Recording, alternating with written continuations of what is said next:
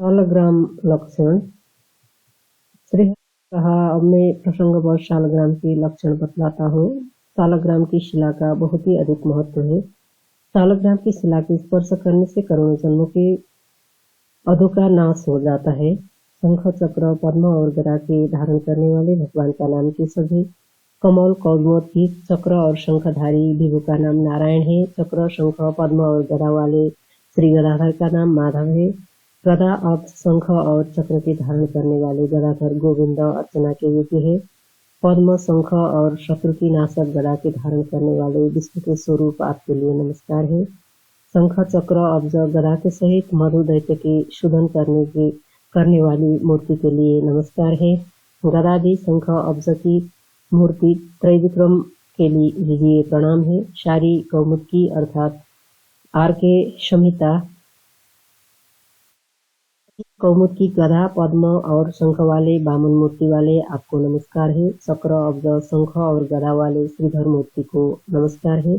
ऋषिकेश अर्थात विषयेंद्रिय के स्वामी अब्ज, गदा और शंखधारी चक्री के लिए नमस्कार है। अब्ज, चक्र, गदा और शंख के सहित पद्मनाभ के स्वरूप वाले ये दामोदर हे शंख, चक्र, गदा और पद्मधारिन, आपके लिए बारंबार नमस्कार है। शारी, गदा और अब्ज के सारी शंख, गदा और अब्ज के सहित वासुदेव के लिए प्रणाम है। शंख, अब्ज, चक्र और गदा के धारण करने वाले शंकर्षण के लिए प्रणाम है। सुंदर शंख, सुंदर गदा, अब्ज और अरि के धारण करने वाले प्रद्युम्न की मूर्ति आपके लिए नमस्कार है तथा गदा, शंख, अब्ज और अरि के बिधारी अनिरुद्ध के लिए नमस्कार है। अब्ज, शंख, गदा, चक्र के सहित पुरुषोत्तम मूर्ति वाले के लिए प्रणाम है। गदा, अरि, शुद्ध शंख और पद्म वाले अधोक्षज रूप वाले के लिए प्रणाम है। पद्म, गदा, शंख और अरि के धारण करने वाले नृसिंह मूर्ति के लिए नमस्कार है। पद्म, अरि, शंख तथा गदा वाले अच्युत मूर्ति भगवान को नमस्कार है। शंख, चक्र, अब्ज, गदा से समचिंत भगवान जनार्दन को यहाँ लाता हो। गदा और अरि के सहित उपेंद्र को हे पद्म और शंख के धारी बारंबार नमस्कार है। सुंदर चक्र, अब्ज, गदा और शंख से युक्त हरि की मूर्ति के लिए प्रणाम है। गदा, अब्ज, अरि और शंख से संयुक्त भगवान श्री कृष्ण मूर्ति शालग्राम शिला के द्वार पर गत एवं लग्न दो चक्र के धारण करने वाले शुक्ल आभा से युक्त वासुदेव नाम वाले श्री गदाधर है, वह भगवान हमारी रक्षा करें। संलग्न दो चक्र वाले रक्त आभा से युक्त पूर्व भाग में पद्मभेद संकर्षण तथा सूक्ष्म चक्र वाले पीतवर्ण से युक्त प्रद्युम्न सदीर्घ तथा छिद्र से समन्वित जो वर्तुल अनिरुद्ध द्वार पर नील तीन रेशा वाले अश्वित वर्ण से युक्त नारायण रक्षा करे। मध्य में गदा की आकृति वाले रेखा नाभिवक्र महान उन्नत पृथु वक्ष वाले नृसिंह त्रिबिंदु कपिल हमारी रक्षा करे अथवा पंचबिंदु ब्रह्मचारी का वह पूजन हवन शक्ति लिंग विपस दोष चक्र का रक्षा करे।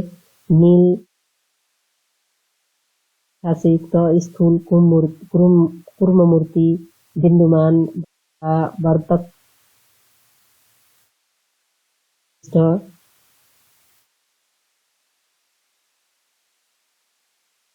लक्षित गदाधरी सुदर्शन भगवान है, वह आपकी रक्षा करे। 2 से लक्ष्मी नारायण, 3 मूर्तियों से युक्त त्रिविक्रम भगवान रक्षा करे। 4 से चतुर्व्यूह, 5 से भगवान वासुदेव, 6 से प्रद्युम्न और इधर उधर भगवान शंकर्षण रक्षा करे। 8 से भगवान पुरुषोत्तम आपकी रक्षा करे। इस प्रकार से नवांकित नवव्यूह होते हैं। 10 में 10वां अवतार वाले भगवान अनिरुद्ध रक्षा करे। 12 आत्मा वाले जो 12 से युक्त है रक्षा करे। अब तक भगवान पर में रक्षा करे। इस भगवान के मूर्ति स्वरूप इस स्तोत्र का जो पाठ किया करता है वह दिव्यलोक को प्राप्त होता है। ब्रह्मा 4 मुख वाले दंडी और 2 कमंडलों से युक्त है। महेश्वर 5 मुख वाले हैं और ध्वज 10 बाहों से युक्त है। जिस प्रकार से यह आयुधों से युक्त है वैसे ही और सरस्वती देवी तथा महालक्ष्मी माताएं हैं। दिवाकर पद्म हाथ में धारण करने वाले हैं। गज के समान मुख वाले गण अर्थात गणेश है। 6 मुखों से युक्त स्कंद है। यह इस तरह अनेक प्रकार के गुण से है। ये सब स्थापित एवं समर्पित होते हैं और प्रसाद में वास्तु का पूजन किए जाने पर पुरुष के द्वारा धर्म अर्थ काम तथा मोक्ष आदि सब प्राप्त किए जाया करते हैं। वास्तु योग विधि कहा। अब मैं संक्षिप्त में वास्तु के विषय में बतलाता हूँ, जो कि गृह आदि में विघ्नों का नाश करने वाला है। ईशान कोण से आरंभ करके 81 पद तक यजन करना चाहिए। ईशान उपदिशा में शीर का यजन करना चाहिए। नैऋत्य दिशा में पादों का अर्चन करें तथा अग्नि एवं वायव्य में दोनों करों का यजन करना चाहिए। आवास बास वैष्णव आदि में पूर्व ग्राम वाणिज्य पथ में प्रासाद आगम दुर्ग में और देवालय तथा मठों में 32 देवों का आह्वान करना चाहिए। उनके अंदर 13 व आह्वान करें। ईदा पर्जन्य जयंत पुलिंदा के आयुध वाला अर्थात इंद्र सूर्य सत्य भृगु बपु पूषा वितत दोनों ग्रह क्षेत्र यम गंधर्व भृगुराज मृग तथा पितृगण द्वारपाल सुग्रीव पुष्पन दंत गणाधिप असुर दोष पाद रोग महिमुख्य अहिमुख्य भल्लाट सोम सर्प अदिति दीपी ये बाहरी 32 देवगण है। इसके अंदर 4 है, उनका श्रवण करें। बुध ईशान आदि 4 गणों में स्थापित देवों का पूजन करना चाहिए। आप सावित्री जय यज्ञ मध्य नवपद में ब्रह्मा और उसमें समीप में रहने वाले 8 पूर्वादि में एक उत्तर देवों का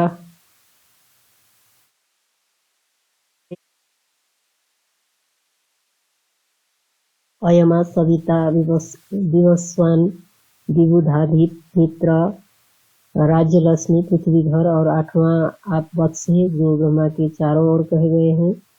और दुर्ग में ईशान कोण में आरंभ करके बस कहा जाता है। आग्नेय कोण से आरंभ करके वंश दुर्धर होता है। अदिति वंत और जयंत ये तीनों कलिका नाम वाली नायिका शक्र इंद्र के गंधर्व को जाने वाली इन समस्त वास्तु देवों का पूजन करके गृह प्रसाद का कर्ता होना चाहिए।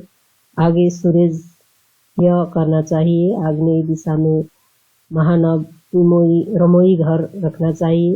रसोई घर रखना चाहिए। पूर्व में कपि निर्गत मन से सत्र मंडप रखे।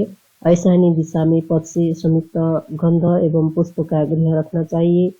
कौवेरी दिशा में भांडो बर्तनी का आगार रहे। वायव्य दिशा गोष्ठागार रहना चाहिए। जल के आश्रम का स्थान वारुण दिशा में नियत करे, जो कि वायु के आने जाने वाले वातायन से संयुक्त हो। समिधा कुशा ईंधन और आयुधों के रखने का स्थान नैऋत्य दिशा में होना चाहिए। अभ्यागत पुरुषों के रहने का स्थान परम सुंदर होना चाहिए, जो दात्या आसन पादुका आदि से समन्वित होवे और वहां पर जल अग्नि दोष का तथा समुचित भृत्य भी रहने चाहिए। ये हमें होना चाहिए। समस्त गृहों के अंतर्भाग सजल कदली गृह और 5 वर्ण वाले कुसुमों से सुशोभित कल्पित करने चाहिए। उसके बाहर 5 हाथ के परिमाण वाला प्रकाश रखना चाहिए। इस प्रकार से वन तथा उपवनों से समन्वित भगवान विष्णु का आश्रम बनाना चाहिए। 64 पदों वाला वास्तु प्रासाद के आदि में प्रपूजित होंगे। मध्य में चतुष्पद ब्रह्मा और द्विपद आर्यमय आदि पूजित होंगे। में सिखी आदि देव कहे गए हैं। उनके दोनों ओर अन्य भी द्विपद सुर होते हैं। ये सभी चतुष्षष्टि पदों वाले देव परिकीर्तित किए गए हैं। स्वर की बिदारी पुतना पाप राक्षसी ईशानाध्य है। इसके अनंतर ब्रह्मा में वाद्य है। हेतुक त्रिपुरांत अग्नि बेतालक यम अग्निजीव कालका कराल एक पादक ईशानी दिशा में भीमरूप, पाताल में प्रेतनायक, आकाश में गंधमाली, इसके अनंतर क्षेत्रपालों का यजन करे। धैर्य राशि को विस्तार से अविरित करे। इस तरह से वास्तु का करावे और 8 से भाग आशिष्ट करना चाहिए। फिर 8 से गुणित कर ऋक्ष भाग को भाजित करे। जो शेष हो वह ऋण होता है, भागों से हरण करके व्यय होते हैं। ऋक्ष को चतुर्गुण करके 9 से भाग हरित करे। जो शेष रहता है वह जीव होता है और भूत हारित मरण है। वास्तु के कोड गोद में मानव को गृह करना चाहिए, सदा पृष्ठ में न करे। कम पार्श्व से सोता है, इससे कोई विचार नहीं करना चाहिए। सिंह, कन्या और तुला में द्वार शुद्ध करे। इसके अनंतर उत्तर में इसी प्रकार से वृश्चिकाटी में पूर्व, दक्षिण और पश्चिम होवे। दीर्घ के आगे विस्तार वाला द्वार होना चाहिए। 8 द्वार कहे गए हैं। तल्प में प्लब निचत्व है।